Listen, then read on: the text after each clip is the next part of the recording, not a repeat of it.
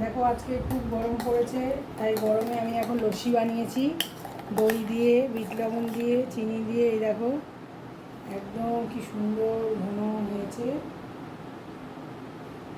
তোমরা কে কে খাবে চলে আসো, আর কে কে গরমে লস্যি খাও বানিয়ে বলো। এইটা তো